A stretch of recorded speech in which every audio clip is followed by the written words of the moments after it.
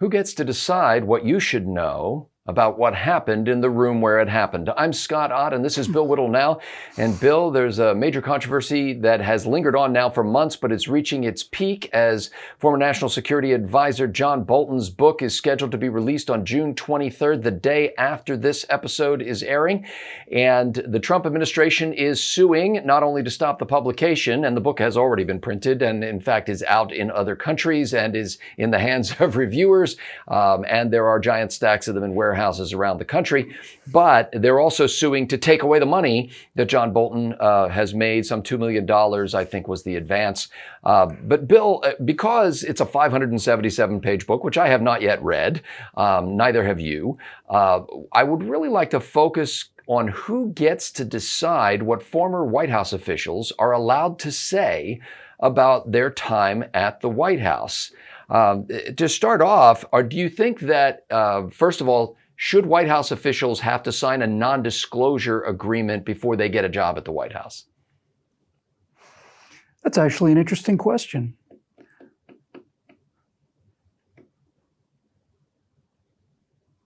That's actually an interesting question. You could make a fairly decent case for this. Let me just start by saying that the idea that if you worked for the White House, you should be silenced forever is anathema to a free society. And I'm certainly not proposing that. John Bolton has a right to say or write whatever he wants to. The question is when and where. I'd never thought about an NDA for a White House employee or a government employee. They are so common throughout the private sector that they're almost second nature. I mean, it's almost never even occurred to me, probably because it was so common. My understanding is that the argument about the Bolton book has to do with national security issues and so on. Correct. And Bolton says he did not violate the NDA that he signed. Yeah. And so I'll tell you, I think that looking at it now from where it is, especially since you say the book's already been published and is available in Europe and so on, I'm not saying that Trump doesn't have a legitimate argument here, but I am saying that I think this might be a tactical mistake. And I think it might be a tactical mistake because it seems to be one of the very few times that this president's fallen into these kind of things. It looks to me now like this is an example of the Streisand effect.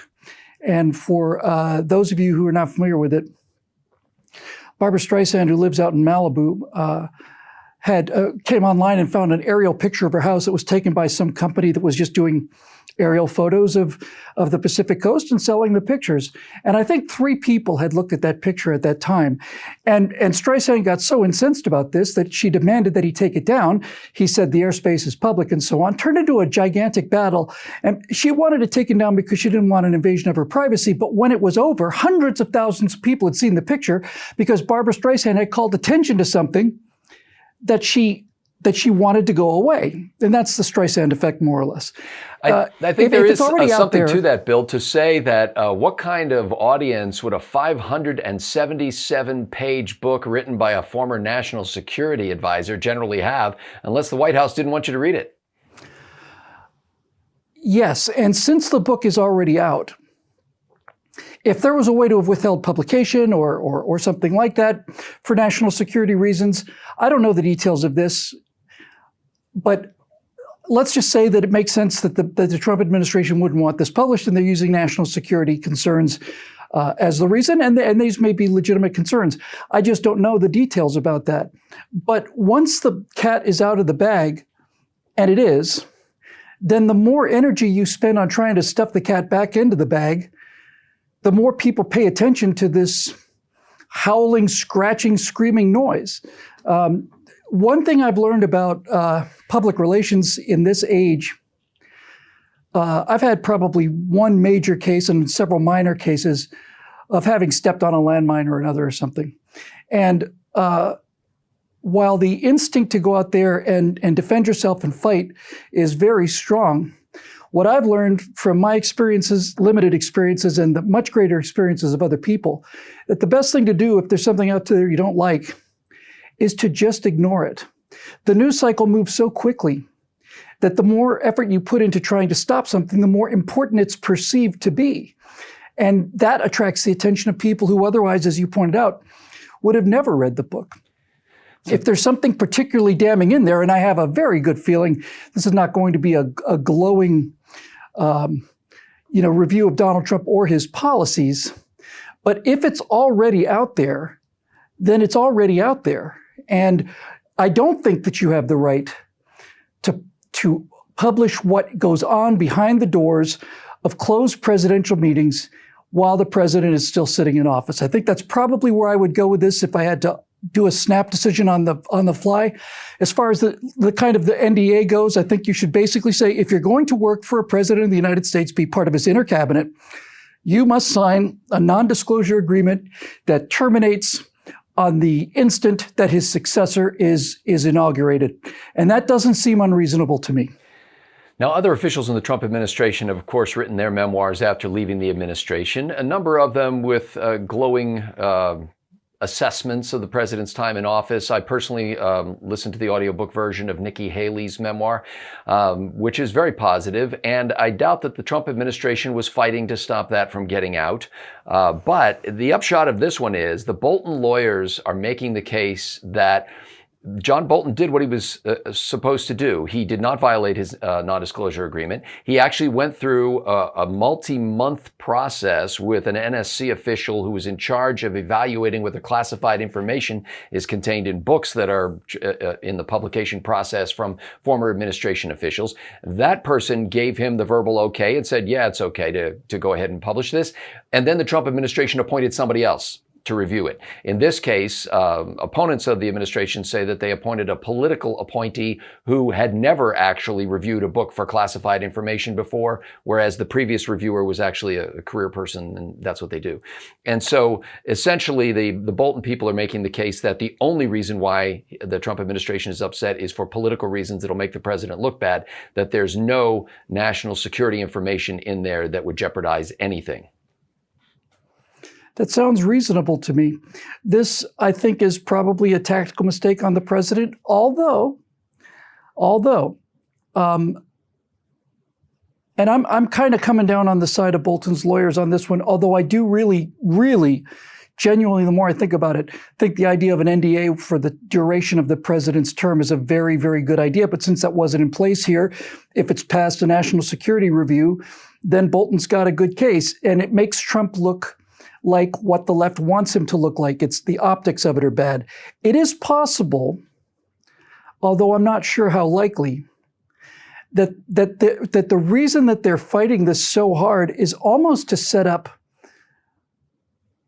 a false sense of, I think Jon Stewart talked about this, expectation of evisceration, I think he said not too long ago, that when he would have conservative guests on his show, his audience expected him to simply leave them, babbling puddles of weepiness on the floor with his command of the liberal argument, and that just didn't happen. It's possible that they're playing a smarter game than this, and that they're basically making this hype about the Bolton book into some kind of yet another one of these kind of traps where people are going to make a big deal about it and then say, look, there's really nothing new there. But I always tend to go for the easier explanation. Of the base, Bill, by saying, look, here's another guy out to get President Trump. Rally around him. There you go. And I have to say that, and I think this was true by the time, really, months before the 2016 election, really. By the time of that audio recording, certainly in 2016. I think that the idea that John Bolton is going to write something that's going to change people's minds about Donald Trump I think that ship has sailed a long time ago. I think that the left still believes this. I think that they still believe that if they could just come up with kind of the smoking gun, that people will see him the way they see him. But as we pointed out hundreds of times, it seems to me on these shows, it's not that the people don't see these things about Donald Trump, they just don't care. So the only thing I can think of now is there something in the Bolton book that might be the germ of what the Democrats are going to do in Trump's second term, because I think he's going to win pretty handily. In other words, is there something in there that could become the kernel of a new impeachment trial and all the rest of this stuff that these idiots are continuing to propose to overthrow the duly elected president of the United States? But beyond that, Scott, if it's as simple as it looks on the surface, I think that the Streisand effect is something that everybody who cares at all about their image ought to understand very clearly, and understand too that no matter how black things may look in terms of, oh my God, all this bad press, and you just want to crawl under a rock. The fact of the matter is, given the speed of the news cycle, it does blow over pretty quickly. And the more attention you pay to it and the more gasoline you throw on the fire, the longer it lasts, the brighter it gets, and the more people come to watch it burn. Final question for you, and I thought this was interesting. Fairly far down in Zeke Miller's Associated Press news story about this, there was a comment that I found intriguing. That while the Trump administration is alleging that the classified information is in this book and therefore publication should be blocked and Bolton should be punished, at the same time, Donald Trump, Mike Pompeo, and other supporters of President Trump within and outside of the administration are saying that the book is filled with nothing but lies, half-truths, and mischaracterizations. And the reporter in this story basically said that accusation seems like a tacit admission. If you say there's classified information in there, and then you turn around and say it's full of lies, well, which is it? Because frankly, lies wouldn't be classified. That argument doesn't hold up at all. Let's assume for the argument, I think there's a very high likelihood that this is the case. Let's just say, for the sake of the discussion, that it is. Let's say that the Bolton book is nothing but a series of lies, half-truths, and false accusations.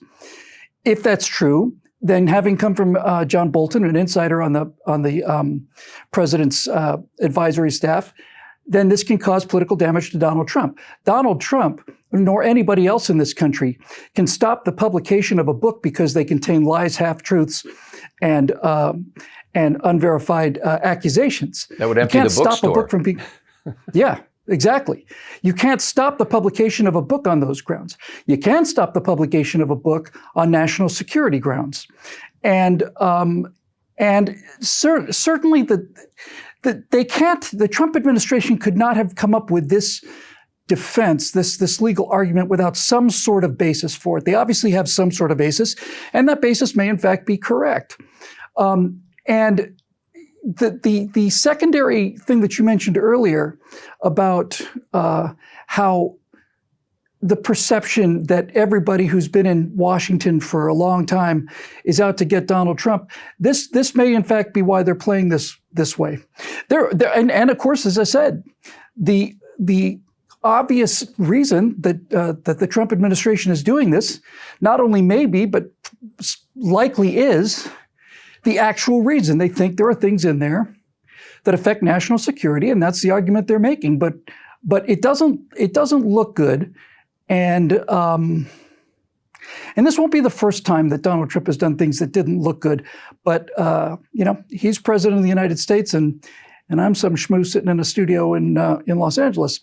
So we will see. But if it were my initial take, I think the two things I would get out of this episode are a non-disclosure agreement, which could actually almost be like a private contract rather than a government thing, is I think a superb idea, and also that the Streisand effect the Streisand effect exists because the desire to stop the publication of something that is damaging and from your perspective, damaging and untrue, is very, very strong. But this is the kind of petard that you can be hoisted upon by yourself.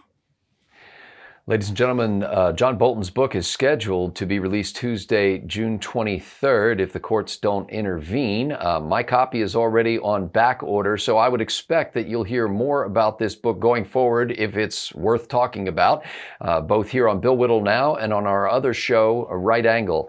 Here we produce some 40-plus shows a month thanks to the members who fund this enterprise, and we invite you to join them, not only in becoming part of this production and distribution distribution network and funding mechanism, but also in joining the community of constitutional conservatives, people of conviction, liberty lovers, the kind of people you're going to love to hang out with, and frankly, the kind of people who are a lot of fun. They write their own member blog, they engage in vigorous conversation in the comments section under each video, and you can't see that until you join. Go to BillWhittle.com and click that big green Become a Member button. For Bill Whittle, I'm Scott Ott. Thanks for watching.